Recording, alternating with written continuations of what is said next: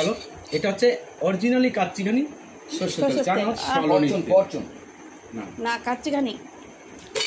আচ্ছা, এইবার চলে যাবো আসল কাজের দিকে, যেটা হচ্ছে এইবার মুড়িটা মাখানো হচ্ছে। আচ্ছা, কি খাবে? ঝালমুড়ি কি খাবে? ছোট মা খাবে? আচ্ছা, তাহলে এসো। এখানে আমার অনেক শ্রোতা ভাইয়েরা আছে, বোনেরা আছে, আর ছুটি পর একটা মা এসেছে। যাই হোক,